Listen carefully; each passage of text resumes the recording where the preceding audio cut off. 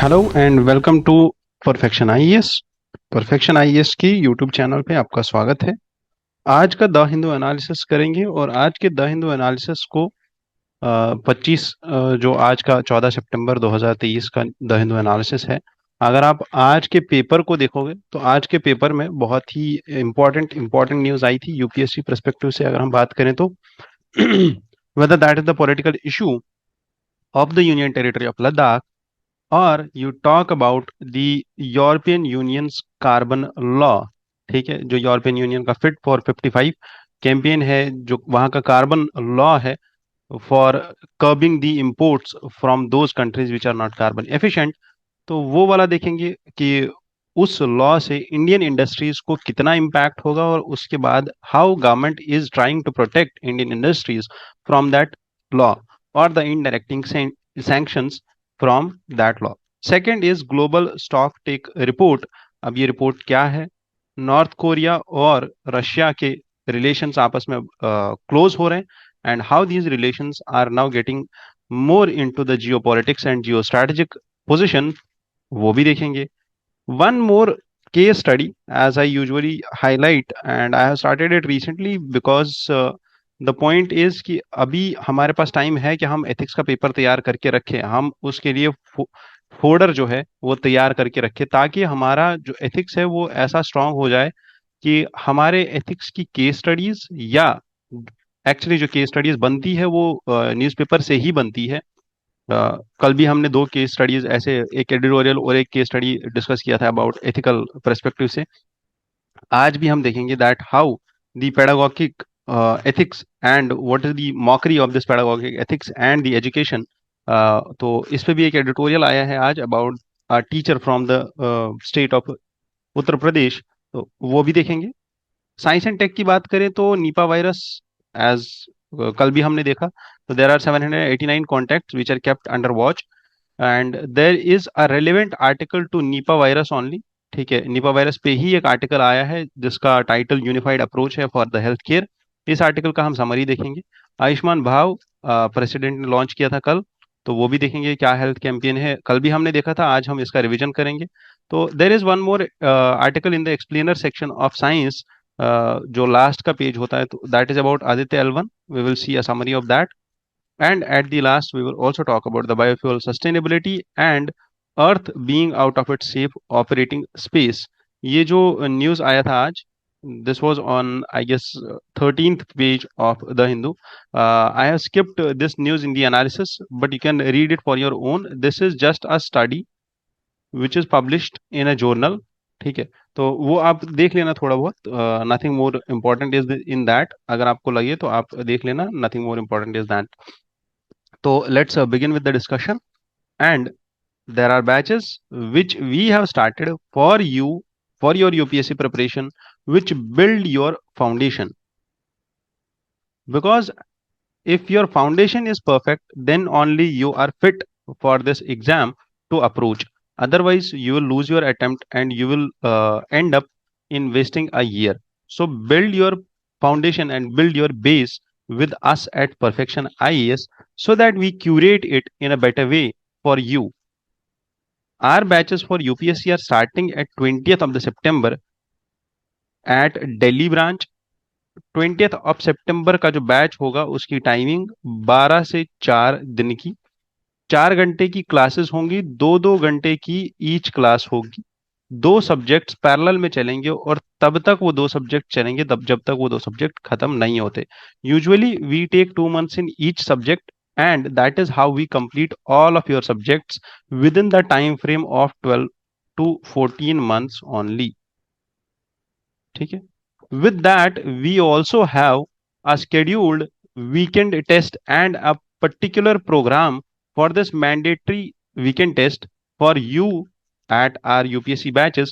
and what is that कि आपका जो 5 दिन का स्टडी होगा, उस 5 दिन के स्टडी के बेसिस पे आपका एक वीकेंड टेस्ट बनेगा, जो इंटीग्रेटेड मैनर में आपके 75 क्वेश्चंस होंगे आपके सब्जेक्ट से।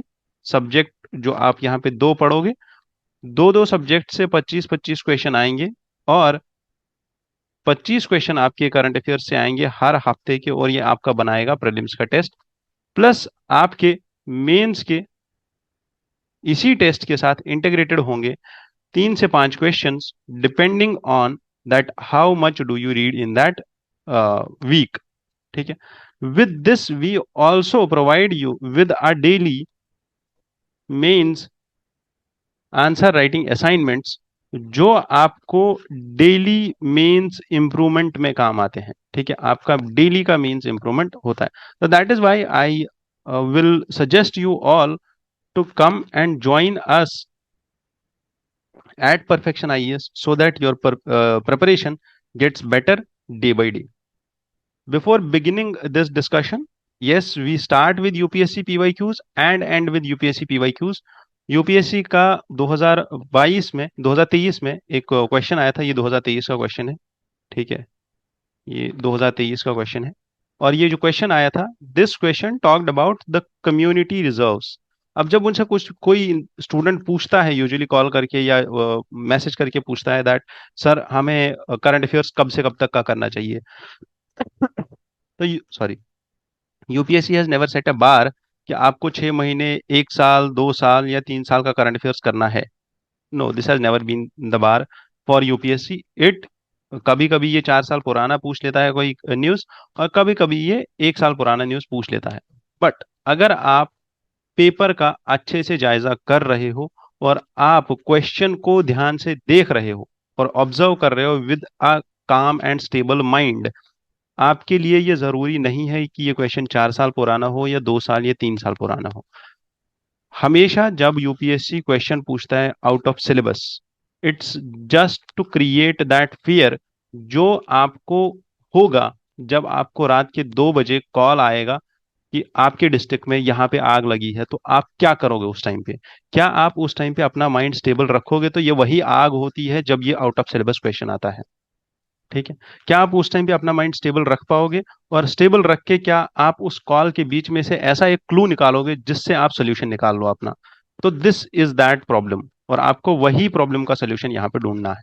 ठीक है, तो सिंपल वॉज दिस कि जब सेंट्रल गवर्नमेंट नोटिफाई करती है कम्युनिटी रिजर्व को, so the chief wildlife warden of that state becomes the governing authority of such forest, कि चीफ वाइल्ड लाइफ वार्डन जो होगा वो गवर्निंग अथॉरिटी बन जाएगा उस फॉरेस्ट का।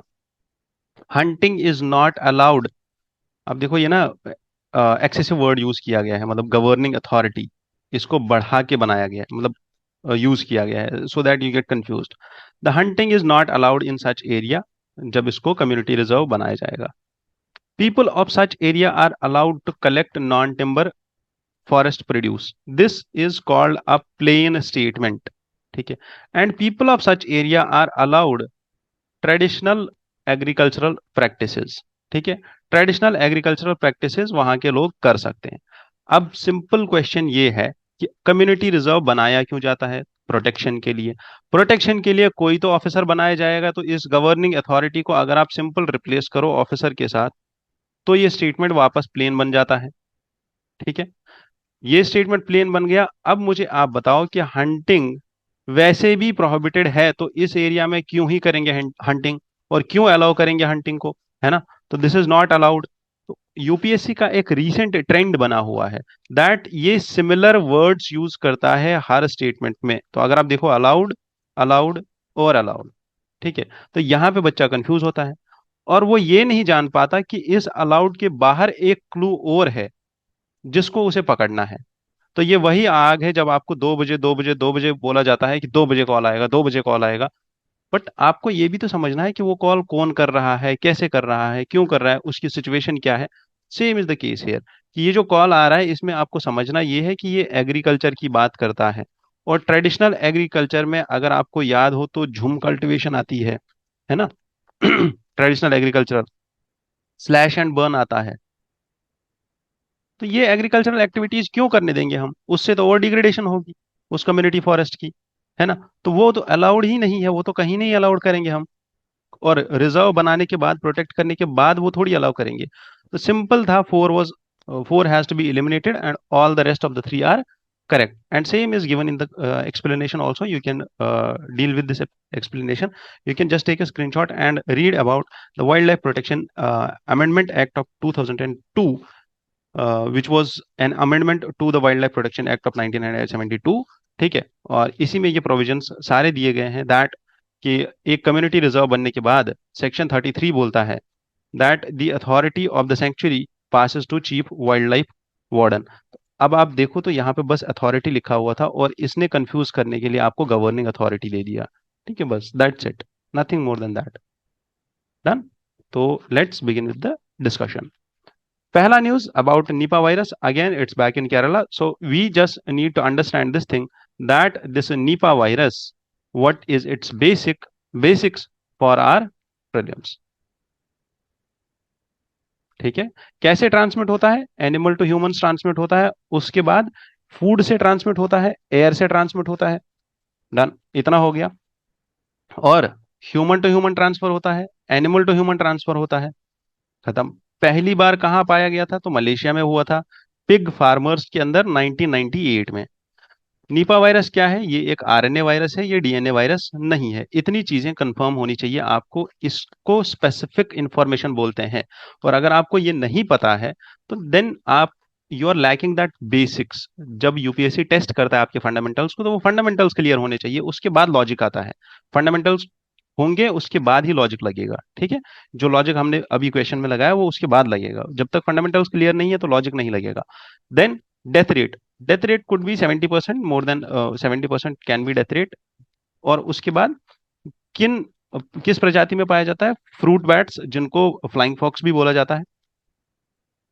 This virus has no such specific treatment, therefore you need to adapt to preventive measures only। And इसी editorial की बेसिस, इसी न्यूज की बेसिस पे, जो कल भी न्यूज आई थी आज भी न्यूज आई, इसी बेसिस पे एक एडिटोरियल आया था आज, which talked about a unified approach for zoonotic spill over. तो क्या करना चाहिए हमें जबकि अभी केरला में आउटब्रेक हुआ है of Nipah virus? So the hospitals in the districts are advised to adhere to the infection control protocols, containment measures through the 16 dedicated teams। तो ये तो अभी केरला में सिचुएशन ऐसा है कि वहां का हेल्थ केयर भी अच्छा है, and they will prevent the cross border transmission. और 2018 में भी जब आउटब्रेक हुआ था तो केरला का परफॉर्मेंस बहुत अच्छा था because of its health care approach. So जो पास्ट आउट एक्सपीरियंस रहा है केरला का, this Nipah outbreak, the overarching lesson from the global outbreaks was this, that the research indicated that the human's activity plays a significant role in the zoonotic spillover। क्यों? Because ये पहले animal से human में आता है, जैसे Covid आया उसके बाद, although there are very less evidences of that, but हाँ ठीक है, हम बोल सकते हैं जैसे निपा वायरस आया from animals to humans. But the problem is कि ह्यूमंस इसको इग्नोर कर देते हैं और उसके बाद ह्यूमंस ही इसको ट्रांसमिट कर रहे होते हैं human to human. So in case of Nipah, the rapid expansion of agriculture into the natural habitat of fruit bats has been linked to the outbreak। तो इसीलिए हमें मैन एनिमल कॉन्फ्लिक्ट को कम करना चाहिए, और government has adopted this one health approach in this direction, so that this emphasizes on the interconnectedness of humans, animal, environmental health and the well-being। और आज से 2 महीना पहले या 1 महीना पहले एक एडिटोरियल आया था, जिस एडिटोरियल ने ये डिस्कस किया था about the interaction of humans, animals, and environment on the healthcare। So how much important is healthcare and how much important is environment in protecting you and providing you better healthcare? ठीक है, so it was discussed in that editorial, you can search for that and you will get that from the Hindu website only। So let's discuss more about the Nipah virus। So what are its symptoms? Symptoms में कल भी मैंने बोला आपको inclusive approach लेना है। अगर आपको ये प्रीलिम्स में पूछा जाए तो यूजुअली हर डिजीज के सिम्टम्स, और हर साल यूपीएससी एक डिजीज पूछता है, तो these are inclusive in nature. यहाँ फीवर से लेके कोमा तक सारे ये है, क्या बोलते हैं इसको, सिम्टम्स है। और take the inclusive approach. Incubation period शायद पूछा जाए तो यूजुअली ये हर वायरस का यही 4 से 14 डेज, 5 से 10 दिन, 10 से 15 दिन, 20 दिन, 30 दिन, यही होता है, उससे ज्यादा नहीं होता। देन निपा वायरस का ओरिजिन, इंडियन फ्लाइंग फॉक्स में इसकी एंटीबॉडीज पाई गई थी जब बांग्लादेश में एपिडेमिक आया था उस टाइम पे। सो इसका नेचुरल जो होस्ट है that is the fruit bat, जिसको कॉमनली फ्लाइंग फॉक्स बी बोला जाता है south and south east Asia में। ये स्टेटमेंट जो मैंने यहाँ पे बोल्ड में रखा है, ये स्टेटमेंट याद रखना है, that how does the virus survive in the body of this host, because they fly for longer times and they have their body have a high temperature, due to which their body is immune to the virus and it provides an apt host for this virus. This outbreak was last 2001 in West Bengal and 2018 in Kerala. Let's move to the ethics based editorial, जिसका मैंने बात किया था अभी इससे पहले. This editorial talked about the education system and the training of teachers based on ethics. ठीक है, कि एथिकल ट्रेनिंग होनी चाहिए टीचर्स की. क्यों? क्योंकि अभी एक रिसेंट इंसिडेंट आया था उत्तर प्रदेश में, और वहां पे एक टीचर थी, उनने एक स्टूडेंट को उठाया और बोला कि दूसरे को मारो, और जितना जोर से हो सके उतना जोर से मारो, और अगर नहीं मारा तो फिर वो तुमको मारेगा. तो this was actually I guess, शायद आपने एक्सपीरियंस किया हो बहुत पहले, है ना. तो this editorial talks about this thing. ठीक है, अगर स्कूल में मार पड़ी हो तो पता चलेगा, और अगर वैसे स्कूल में पढ़ा होगा, बिस्को मेलन से हो गए या फिर आप डीपीएस से हो गए या कहीं और से हो गए, तो आपको शायद ना पता हो इस चीज के बारे में. बट यूजुअली बाकी सारे स्टूडेंट, ये बाकी सारे प्राइमरी स्कूल्स में ये होता था. ठीक है,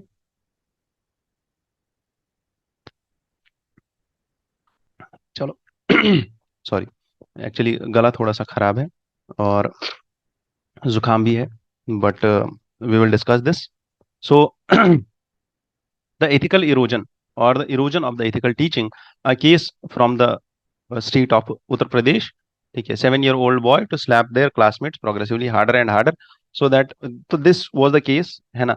And it discusses about the standards which are set by RTE, and they neglect the act of this teacher has neglected all of these provisions and standards which are set by the Right to Education Act. ठीक है, तो अब इसमें author discuss करते हैं that teacher training और regulatory challenges कितने हैं.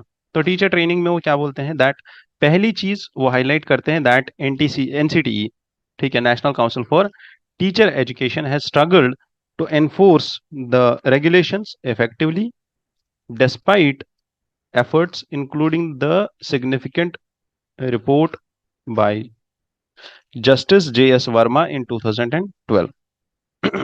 और क्या रिपोर्ट आई थी? This report talked about the teacher training quality having short lived, कि एनसीटीई का जो परफॉर्मेंस है टीचर्स को ट्रेनिंग देने में, उसका क्वालिटी बहुत कम है. This was highlighted by justice J S. Verma committee 2012. Second is supreme court criticised the NCTE recently. क्यों क्रिटिसाइज किया? Because of the education and the training at B Ed degree holders. ठीक है, इनका जो ट्रेनिंग होता है और इनको यूजुअली यूज किया जाता था सेकेंडरी स्कूल टीचिंग में, बट अभी इनको ये अभी इनको यूज किया जा रहा था कहाँ पे? प्राइमरी लेवल पे. और अब इस चीज का इम्पैक्ट क्या है on victims and communal relations? तो एक्चुअली में जो ये हुआ था इंसिडेंट, तो इस इंसिडेंट में जो ये 7 year लड़का था, जो ये स्टूडेंट था, ये मुस्लिम कम्युनिटी का था और टीचर शायद अलग दूसरी कम्युनिटी की थी. तो वहाँ के जो लोकल लीडर्स थे वो आए और उनने इस बच्चे की फैमिली पे प्रेशर इम्पोज किया कि आप इसके बारे में बाहर मत बताइए, आप कुछ नहीं बताइएगा इसके बारे में, पुलिस कंप्लेंट मत कीजिए, वो ये. ठीक है, तो अभी मैंने ये डिस्कशन क्यों उठाया और मैंने ये एडिटोरियल सेलेक्ट क्यों किया? Because this can be an ample case study for you. It can be asked that if you are a DM of this area or in your district, this case has happened, और आपके पास ये complaint आती है एक whistle blower से. ठीक है, और वो विसल ब्लोवर आपको बोलता है ये सारा सिचुएशन, कि एक्चुअल में ये सीन है, आपके डिस्ट्रिक्ट में एक स्कूल में ऐसा हुआ है, बट वहाँ के लोकल जो लोग हैं वो बोल रहे हैं और वो दबाव डाल रहे हैं उस बच्चे पे, उसकी फैमिली पे, कि वो कंप्लेंट ना करे, बट आपके पास ये केस आ जाता है, तो आप क्या करोगे? ठीक है. तो at that point you should quote the DP Chattopadhyay's vision, which was the 1983 teachers commission. ठीक है, ये कमीशन की रिपोर्ट आई थी और इन्होंने बोला था that we need well read and thoughtful teachers who are conscious of their decisions and actions. So in that case the teacher, उसके बाद then only you can understand this thing that you have to take an instrumental approach rather than you have to take an instrumental approach in the education system, और वहाँ के जो teachers हो उनके पास भी ये approach हो that they take an instrumental approach, and at the same time you should also understand कि स्कूल टीचर्स की मजबूरी क्या है, मजबूरी इन द सेंस कि why are they working in such manner and what is the logic behind that. तो आपको teachers की वर्किंग कंडीशंस के बारे में भी पता होना चाहिए because that is totally deteriorated at that point. आपको ये भी एनालाइज करना होगा दैट कि आपके डिस्ट्रिक्ट में जो टीचर्स है वो और प्राइवेट स्कूल के जो टीचर्स हैं उनके बीच में कितना अंतर है। Plus the loss of teacher community because in the absence of unified community of the school teachers there is contribution of the erosion of professional ethics. और उस टाइम पे आपको ये भी देखना होगा that how much awareness and how much collaborative and cooperative approach you can take to gather this teacher community and infuse in them all these ethical principles। ठीक है, तो this will be your solution to that case study. और आप अगर ये case study नहीं भी आती है तब भी हम ये 2 पॉइंट्स या 4 पॉइंट्स जितने भी है यहाँ पे, एक तो जस्टिस JS वर्मा का सुप्रीम कोर्ट का पॉइंट, सेकंड दो ये हो गए, तीसरा पॉइंट हमारा आएगा ये चट्टोपाध्याय विजन, ठीक है 1983 का। ये 3 पॉइंट्स हम तब भी एजुकेशन के ऐसे में, सोसाइटी में और स्कूल एजुकेशन, चाइल्ड एजुकेशन और एजुकेशन का रिफॉर्म्स, पूरी एजुकेशन में we can use these 3 points. तो you can remember these 2 points for your own like mental growth, and you can also keep a note of this case study so that you quote this case study in your education। और ये आपका ना simple introduction बन सकता है। ठीक है, तो let's begin with the next editorial, and this editorial talked about the biofuel sustainability and what is this biofuel sustainability talking about। तो यहाँ पे ऑथर जो है ना, इनने दो चीजें बोली है दैट बायोफ्यूल्स जो है ये दो तरीके के हो सकते हैं, बायोफ्यूल सस्टेनेबल भी हो सकता है और अनसस्टेनेबल भी हो सकता है। अब यही पॉइंट है कि हम जितना शिफ्ट कर रहे हैं अबाउट दी एनवायरमेंटल इकोलॉजी, ये एनवायरमेंटल सस्टेनेबिलिटी, जितना हम शिफ्ट कर रहे हैं अबाउट द क्लाइमेट चेंज, उतने नए नए चैलेंजेस उभर के आ रहे हैं। तो this two is a challenge कि हम बायोफ्यूल पे ग्लोबल बायोफ्यूल अलायंस बना रहे हैं अभी G20 में, है ना, हमने ये स्टेप ले लिया। But at the same point जैसे हम शिफ्ट कर रहे हैं अपने आप को कहाँ पे, इलेक्ट्रिक व्हीकल्स पे, ईवीज, है ना, बट अगर आपको समझ में आए तो इसमें लगती है इलेक्ट्रिसिटी, है ना। और ये इलेक्ट्रिसिटी जनरेट कहाँ से होती है, ये दो तरीके से जनरेट हो सकती है, या तो ये रेन्यूएबल होगी या तो ये नॉन रेन्यूएबल होगी।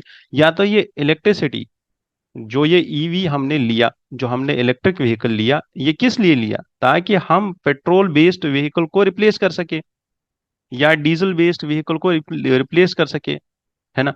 क्यों, क्योंकि ये इमिशन कर रहा था, क्या इमिशन कर रहा था, pollution, carbon and all the other pollutants.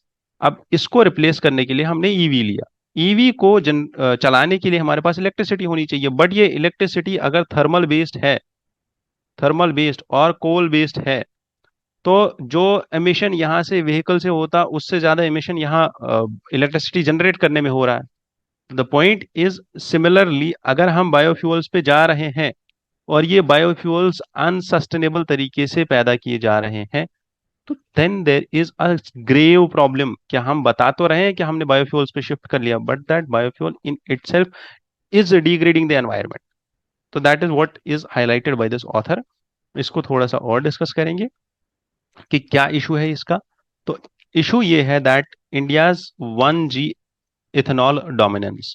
तो हमारा जो इथेनॉल है या इथेनॉल ब्लेंडेड पेट्रोल है या जितना भी हम इथेनॉल प्रोडक्शन कर रहे हैं, तो वो अभी तक डोमिनेटेड है बाय फर्स्ट जनरेशन इथेनॉल। और ये फर्स्ट जनरेशन इथेनॉल कहाँ से बनता है, ये क्रॉप रेजिड्यू से बनता है और ये फीड स्टॉक से बनता है जिसकी सप्लाई ऑलरेडी जो ये फर्स्ट जनरेशन ये इथेनॉल है, ये बन रहा है शुगर केन से और फूड ग्रेन से। सेकेंड जनरेशन इथेनॉल जो होगा वो क्रॉप रेजिड्यू से बनेगा। जहां प्रॉब्लम ये आ रहा है इंडिया को कि हमारे पास फीड स्टॉक की सप्लाई नहीं है। ठीक है, अभी हमारा टारगेट जो था 10% ब्लेंडिंग का, वो हमने ओवर अचीव कर लिया पहले ही। Now our target is 20% ethanol blended petrol by 2025 2026। But for that we need 2G ethanol. We need second generation ethanol, and for second generation ethanol, which has to be made from the crop residues, like अगर आपको याद हो तो stubble can be used, अगर आपको याद हो तो जो वेस्ट निकलता है क्रॉप का वो यूज कर सकते हैं, है ना। But this crop residue faces challenges which are there with the feedstock supply and the scaling up of this residue. Second is ground water depletion and food security. अब ये ग्राउंड वाटर डिप्लीशन क्यों हो रहा है? क्योंकि जो हम sugar cane से या फूड ग्रेन से इथेनॉल प्रोड्यूस कर रहे हैं, this sugar cane is highly consuming the ground water. This is crop which consumes 80% of the water which has been extracted. It is highly dependent on water. ठीक है, then agriculture sector having greenhouse gas emissions, because agriculture sector has been emitting GHGs, and these GHGs form this sector for motor fuel production to reduce the carbon, to reduce the emissions in the transport sector, present an unnecessary balancing act. ठीक है, तो this agriculture sector producing green house gases will eventually lead to this thing that we will not be able to balance the two things, कि एक side से हम sustainability की तरफ जा रहे हैं और दूसरी साइड से हम ग्लोबल वार्मिंग कर रहे हैं उसी एग्रीकल्चर के थ्रू। ठीक है, now what are the steps which government has taken recently? First is the ethanol blended policy, ethanol blending policy, जिसमें मैंने बोला अभी that 20% टारगेट है हमारा 2025-26 तक। और second is global biofuel alliance, जो हमने अभी G20 में साइन की है। ठीक है, तो at the last what we should focus on is the decarbonization strategy of India, in which second generation ethanol will play a crucial role। ठीक है, so India's commitment to global cooperation through Global Biofuel Alliance is a significant step towards this sustainability in second generation ethanol. That's it for this editorial which you need to remember. तो अच्छा, इसमें ये एक point था that internal combustion engines, तो ये वही engines होते हैं जो नॉर्मल व्हीकल्स में यूज होते हैं। ठीक है, और इथेनॉल बेस्ड या ethanol blending petrol, ethanol blended petrol जिन व्हीकल्स में यूज होता है तो वहां पे भी इंटरनल कंबशन इंजन्स ही होते हैं। एनालाइजिंग दिस ग्लोबल स्टॉकटेक रिपोर्ट, है ना, तो ये रिपोर्ट अभी जो है पब्लिश हुई थी, और इस रिपोर्ट के बारे में हम देखेंगे क्योंकि ये रिपोर्ट हाईलाइट करती है एक चीज को कि अभी तक कितने हमने अचीवमेंट्स लिए हैं according to the Paris agreement 2015। अब ये रिपोर्ट 45 पेज लंबी रिपोर्ट थी, और इस रिपोर्ट को हम थोड़ा सा देखते हैं कि इसमें क्या क्या पॉइंट्स हाईलाइट किए गए थे। ये रिपोर्ट रिलीज की है किसने? यूनाइटेड नेशंस क्लाइमेट सेक्रेटरीट ने, and this report was published before the G20 summit, and this report evaluates the progress of countries achieving the objectives which are outlined in 2015 Paris Agreement. And this report is a part of a 5-year cycle of the stock taking to ensure the countries are on track to limit the global temperature rise. Done. तो जितना भी हम track कर पाए कि हाँ ठीक है, कंट्रीज ने इतना अचीव कर लिया, कार्बन एमिशंस को कम कर लिया, जो पोल्यूटेंट्स हैं उनको कम कर लिया, उसके बाद ही ग्लोबल टेम्परेचर कम होगा। ठीक है, कार्बन सिंक को बढ़ाया, वो सारी चीजें उनको ट्रैक करने के लिए ये रिपोर्ट है। So what is this report about? This is a periodic assessment report once in 5 years। इतने पॉइंट्स हमें याद रखने हैं फॉर प्रीलिम्स। की फाइंडिंग्स क्या है इसकी? So the report's 17 key findings collectively indicate that world is not on the track. Simple आपका ये पॉइंट बनेगा इंट्रोडक्शन का आपके मेंस में। To meet the goals of Paris agreement, while the window for taking meaningful action is narrowing, more needs to be done। तो अभी हमें और चीजें करनी होंगी। क्या करना होगा? Economic transition. कैसे? From the fossil fuel dependent economies we should emphasise equitable and inclusive economic shift. उसके बाद एम्बिशियस इमिशन रिडक्शन करना चाहिए। और रिडक्शन कहाँ करना चाहिए? बिकॉज जो ग्रीन हाउस गैसेस का रिडक्शन है, जो इमिशन है, this will be required to be decreased 43% by 2030 and 60% by 2035. Then only we can reach a net zero by 2050 at global level. Then renewable energy की तरफ shift करना चाहिए हमें, जो कि नॉर्मल है कि कोल बेस्ड पावर प्लांट से हट के हमें जो भी कोल बेस्ड पावर प्लांट्स है और कार्बन कैप्चर नहीं कर रहे हैं, स्टोरेज मैकेनिज्म नहीं है, तो वो सारी चीजें करनी है। डिफॉरेस्टेशन को रोकना है, लैंड डिग्रेडेशन को लैंड डिग्रेडेशन न्यूट्रलिटी की तरफ लेके जाना है। ठीक है, इंडिया का टारगेट क्या है 2070 का, वो भी बताइए आप। वो नहीं, नेट जीरो नहीं, लैंड डिग्रेडेशन न्यूट्रलिटी का टारगेट क्या है, वो आप कमेंट सेक्शन में बताइए। Then the fragmented efforts which are already being taken by the sector specific, कि इलेक्ट्रिसिटी या जो ईवीज है वहां अलग अप्रोच चल रहा है, एफॉरेस्टेशन या फॉरेस्ट डिपार्टमेंट का अलग अप्रोच चल रहा है, और कुछ कंट्रीज अलग काम कर रही है अबाउट द सोलर एनर्जी, कुछ कंट्रीज काम कर रही है न्यूक्लियर एनर्जी पे, कुछ कंट्रीज काम कर रही है हाइड्रो इलेक्ट्रिसिटी पे। तो at this point what we should do is we should adopt a global inclusive and incremental approach, and we should not be more sector specific, but we should be more collaborative in nature, and we should understand the significance of international cooperation in this thing. These all are the points which are highlighted by this report only. ठीक है, और इस report, अगर आपको याद हो तो कल हमने जो मीन्स का क्वेश्चन डिस्कस किया था, that talked about this Gothenburg protocol. उसी वो गोथनबर्ग प्रोटोकॉल पिछले साल न्यूज में था 2022 में, ये 2021 में, इसीलिए वो पूछा गया था 2022 के मेंस में। तो वैसे ही ये जो न्यूज है ये बहुत इंपॉर्टेंट न्यूज है, बहुत इंपॉर्टेंट सिग्निफिकेंस रखती है when we talk about climate diplomacy और when we talk about climate governance at international level. इसीलिए ये न्यूज इंपॉर्टेंट है, तो इसके ये पॉइंट्स भी इंपॉर्टेंट बन जाते हैं। ठीक है, दैट लॉस एंड डैमेज पे भी काम करना चाहिए, दैट जितनी भी क्लाइमेट रिस्क मैनेजमेंट है उसमें जितनी भी कंट्रीज का लॉस होता है, डैमेज होता है, तो उनको वापस फाइनेंस करना या उनको ग्रांट एड ये सब चीजें प्रोवाइड करना, so that they take care of sustainable infrastructure, sustainable development और द क्लाइमेट रेजिलियंट डेवलपमेंट जिसको हम बोलते हैं। Plus climate finance and access to climate finance has to be enhanced, जिसपे अभी G20 में भी डिस्कशन हुआ है और न्यू दिल्ली डिक्लेरेशन में भी बात हुई है about the climate financing. Talking about the impact of this global stock take report, तो G20 leaders declaration has already took a deep insight of this report, and this declaration understood the need of around $6 trillion for developing countries before 2030 period, and around $4 trillion annually for clean energy technologies. तो this is the significance of this report, और ये report को consider किया गया था while adopting the G20 leaders declaration. ठीक है, at the conclusion, yes, UN climate synthesis report serves a critical assessment of global progress towards Paris Agreement goals. ठीक है, तो let's move to the next editorial which talked about the sickle cell patients.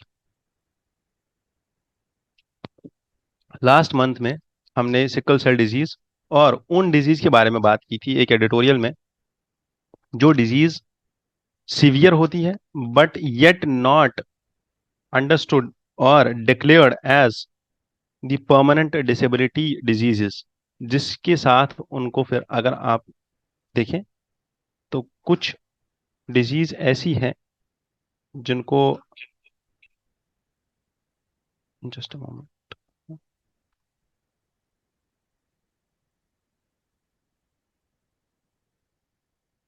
तो कुछ disease ऐसी हैं जिनको declare किया जाता है एज द डिसेबल और परमानेंट डिसेबिलिटी सर्टिफिकेट दिया जाता है, और उसके बाद उनको एड मिलती है, उनको ग्रांट मिलता है, या कुछ क्रिटिकल डिजीजेज ऐसी होती है जिनको ग्रांट मिलती है उसके बाद, इस चीज के बाद, ये डिक्लेरेशन के बाद।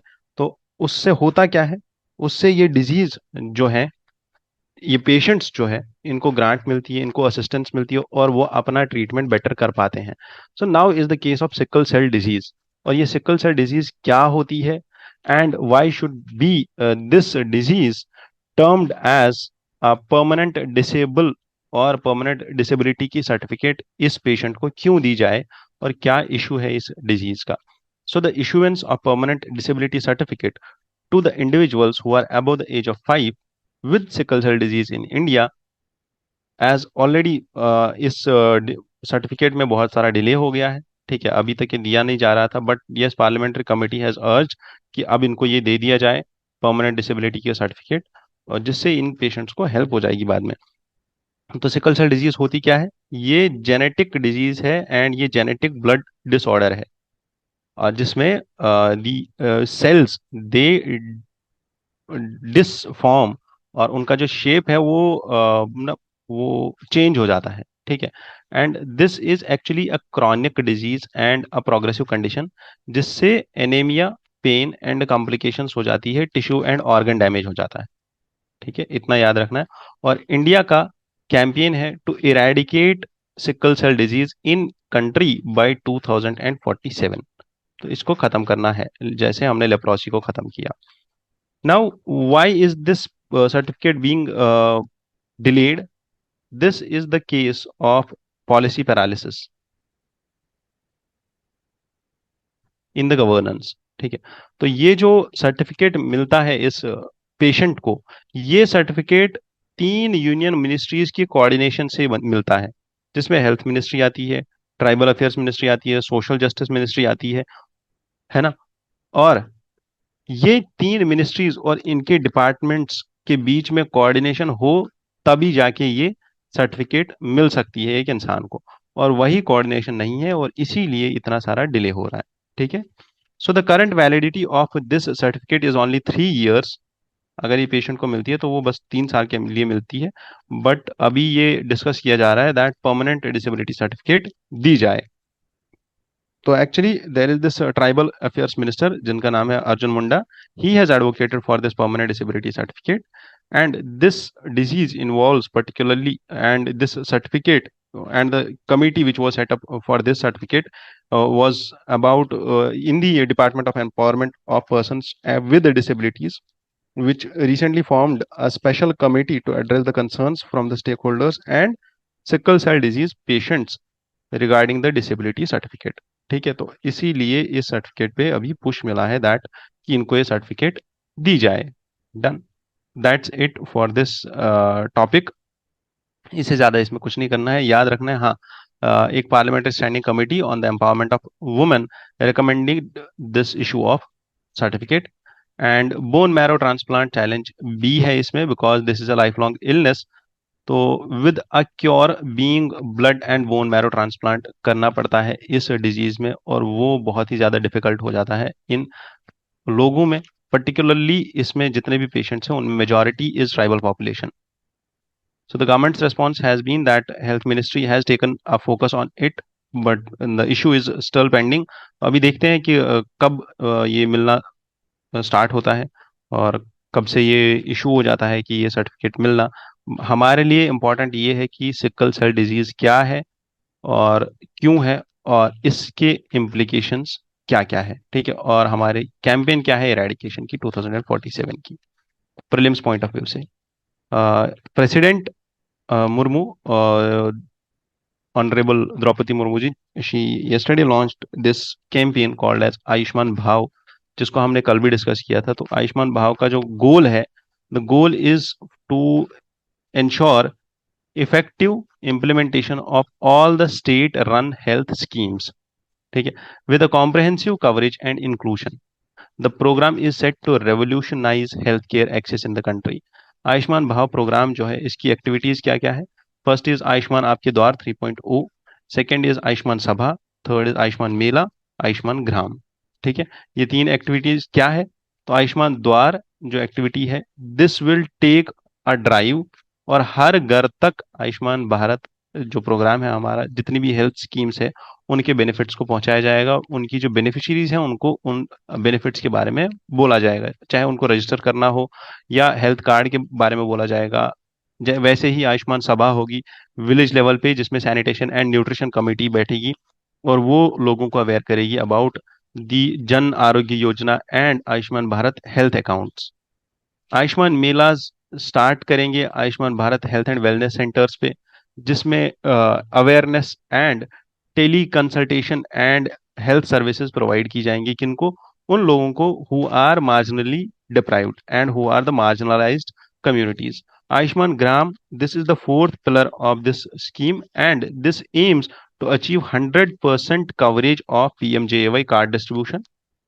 ये पॉइंट याद रखना है प्रीलिम्स के लिए, और ये चार के चार पॉइंट्स प्रीलिम्स में बहुत इंपॉर्टेंट होने वाले हैं अगर ये क्वेश्चन आता है तो। ठीक है, क्वेश्चन यहीं से बनता है। एंड कमिंग टू दिस, कल इनका मीटिंग हुआ था नॉर्थ कोरिया और रशिया के हेड्स ऑफ द स्टेट। ठीक है, तो Russian president Vladimir Putin said that North Korea, Kim Jong Un, है ना, तो they are now on this consensus that they will help each other with weapons, and North Korea has given some hints to help Russia against the war in Ukraine. But this may set a new paradigm।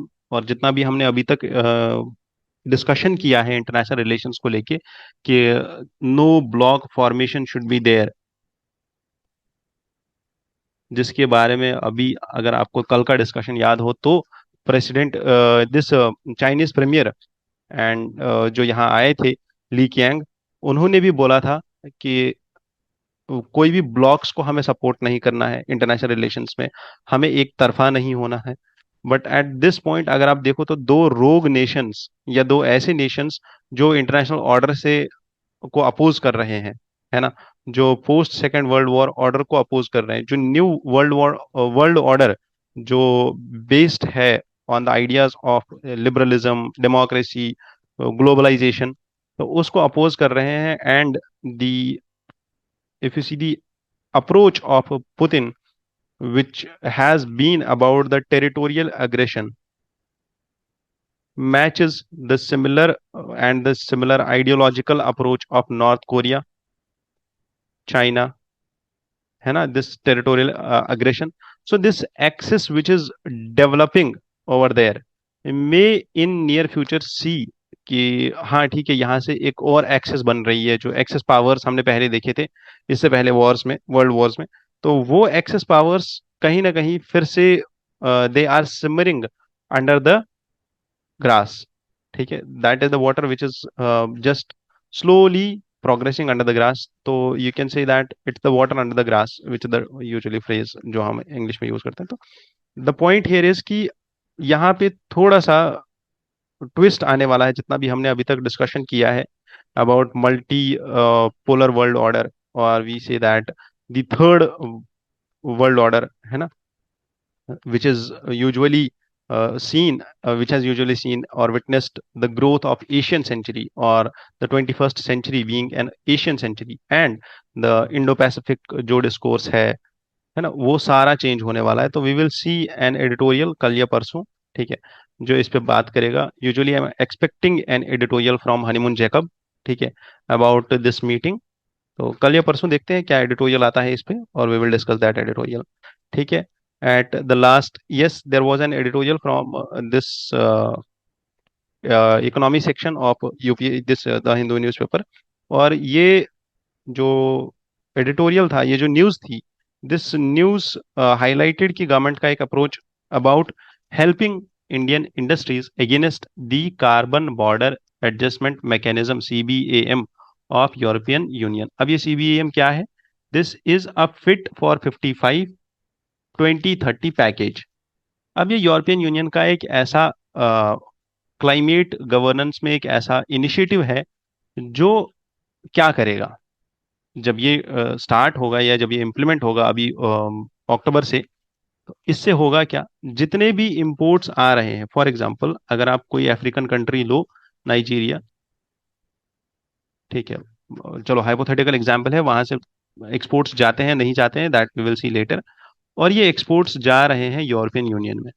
ठीक, अब ये exports जा रहे हैं, तो this European Union commission will check कि जो ये गुड्स आ रहे हैं यहाँ से, ये कैसे प्रोड्यूस हुए, इनको प्रोड्यूस करने में कितना CO2 इमिट हुआ, और क्या इस कंट्री ने या इस गुड ने उस CO2 को वापस सिक्वेस्ट्रेशन या उसको कम करने के लिए कोई इनिशिएटिव लिया है या नहीं है। तो इज दिस गुड, मतलब जितना भी यहाँ पे ये प्रोडक्शन हुआ है,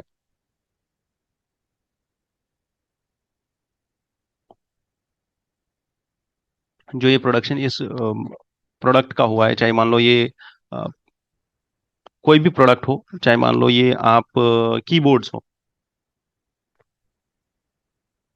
ऑफ कंप्यूटर्स, है ना। अगर ये कोई कीबोर्ड बनाने वाली फैक्ट्री है और उसने कीबोर्ड्स भेजे, और उस कीबोर्ड को बनाते time 10 tons of carbon were produced, है ना, और ये प्रोडक्ट जो है जब यूरोपियन यूनियन गया, तो इस प्रोडक्ट पे अब टैक्स लगेगा। क्या लगेगा? टैक्स। और कौन सा टैक्स लगेगा? That will be a carbon neutral tax. और ये टैक्स क्यों लगेगा? जस्ट टू इंश्योर दैट कि ये जो इमिशन हुआ है इस प्रोडक्ट की वजह से, उस इमिशन को ये इंडस्ट्री कम करे, है ना। So importers are required to surrender CBAM certificates to offset emissions. So जितना भी इसका प्राइस होगा, the price based on the weekly average auction price of European Union emission trading system allowances, ठीक है, और उसी प्राइस के बेसिस पे ये सर्टिफिकेट दिया जाएगा, CBAM सर्टिफिकेट, कि इसकी वजह से कितना एमिशन हुआ है और इसकी वजह से कितना एमिशन कम हुआ है। ये सिमिलरली वैसा ही होगा जैसा हम कार्बन ट्रेडिंग सर्टिफिकेट्स करते थे, है ना, कि किसी एक इंडस्ट्री ने, किसी एक ऑर्गेनाइजेशन ने अगर कहीं पे कार्बन क्रेडिट्स अचीव कर लिए, किसी एक कंट्री ने कार्बन क्रेडिट मैकेनिज्म में कार्बन क्रेडिट्स अचीव कर लिए, तो वो कार्बन क्रेडिट्स किसी और कंट्री को दे सकता है या बेच सकता है। It's similar mechanism. So the objective of this is to enhance or to help European Union to mitigate its climate goals and ensure the achievement of these climate goals। और ग्लोबल क्लीनर प्रोडक्शन पे ये actually objectified है, ये पूरा CBAM, कि जितनी भी production हो वो क्लीन फ्यूल से हो, वो कार्बन न्यूट्रल प्रोडक्शन हो, है ना। एंड एक्चुअल में हो क्या रहा है कि अगर एक कंट्री है, जैसे मैंने यहाँ पे एग्जांपल दिया था यूरोपियन, ये नाइजीरिया का, ये कंट्री प्रोडक्शन कर रही है और ये CO2 इमिट कर रही है, बट ये जो CO2 है इमिट हो रहा है और ये प्रोडक्ट जा रहा है यूरोपियन यूनियन, प्रॉफिट का जा रहा है नाइजीरिया में, but this burden is adding to the European Union's climate governance, ठीक है। तो जिसकी वजह से the whole argument behind this is कि we are importing the carbon responsibilities, है ना, while we import the goods, that is why। और इसी की वजह से they will generate some revenue also, which will help them serve better in their climate governance policies। So what will be the impact of India? This will have a negative impact on the exports from India also, because इससे around 19 to 52% का carbon levy लग सकता है हमारे exports पे। or this imminent carbon tax, which will start from 1st January of 2026, this the European Union will impose a carbon tax on various Indian exports also। और इसी से we will see a carbon intensity challenge to the India's carbon intensive coal dominated energy consumption sector। तो जो हमारा energy sector है उसमें कोल का dominance है, और कोल का डोमिनेंस है तो कोल जनरेटेड इलेक्ट्रिसिटी प्रोड्यूस हो रही है, और वही इलेक्ट्रिसिटी कंज्यूम हो रही है इस सेक्टर में जहां से प्रोडक्शन हो रहा है, और उसी की वजह से we will attract towards us these carbon tariffs, ठीक है। तो these are the challenges, how we can mitigate these by ensuring decarbonization principles, and we can also negotiate with European Union as government has promised to the industry that yes, government will protect the industry from these sanctions, and India should also step forward like European Union to provide a leadership role as it has provided in G20 for the climate governance। Done with all the discussion of today, at last what we will discuss is the question from UPSC 2022 mains GS3। Question आया था cloud burst के ऊपर, और पूछा क्या था? Explain the mechanism and occurrence of cloud burst in the context of Indian subcontinent. Discuss two recent examples. अगर आपको याद हो तो अमरनाथ में 2022 में और उत्तराखंड हिमाचल में 2022 में फ्लैश फ्लड्स आए थे ड्यू टू क्लाउड बर्स्ट, ठीक है। और आपको क्या समझना था कि वो क्लाउड बर्स्ट जब न्यूज में आया तो क्लाउड बर्स्ट होता कैसे है, कहाँ हुआ, रीसेंट इंसिडेंट क्या था और हमारे पास मिटिगेशन मेजर्स क्या थे। ऐसे ही आपको हर एक चीज डिस्कस करनी है। जैसे हमने ये सीबीएम डिस्कस किया कि ये सीबीएम क्या है, क्या ऑब्जेक्टिव्स है, इम्पैक्ट क्या है और हमारे ऊपर क्या इम्पैक्ट डालेगा इंडिया के ऊपर, और मिटिगेशन मेजर्स क्या है। सिमिलरली अगर आपको यहाँ पे दिखे तो about the sickle cell disease also we discussed it in similar pattern, है ना, जैसा ये आंसर है। और वैसे ही जो ग्लोबल स्टॉक टेक रिपोर्ट है हमने ये भी ऐसे ही डिस्कस करी।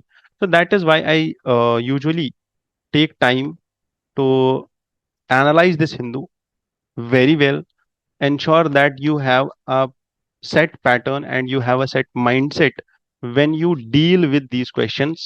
एंड जब भी हम ये डिस्कशन करें तो ये 1 घंटे का डिस्कशन ऐसा हो कि आप इसको रेप्लिकेट कर पाओ अपने आंसर्स में, अपने डिस्कशन में, अपने यूपीएससी के पेपर्स में। ठीक है, तो that is why this video takes time. PPT को टाइम लगता है, आपको जो पीडीएफ मिलता है उसको टाइम लगता है, और अगर आपको पीडीएफ नहीं मिल रहा है अभी तक, ये पूरे इस पीपीटी का अगर आपको पीडीएफ नहीं मिल रहा है तो आप मैसेज कर दीजिए, आपको पीडीएफ मिल जाएगा। ठीक है, मैसेज कहाँ पे करना है, इसी ये नंबर पे करना है जो हमारा ऑफिशियल नंबर है। ये नंबर आपको प्रोवाइड कर दिया जाएगा, ये नंबर से आपको पीडीएफ मिल जाएगी।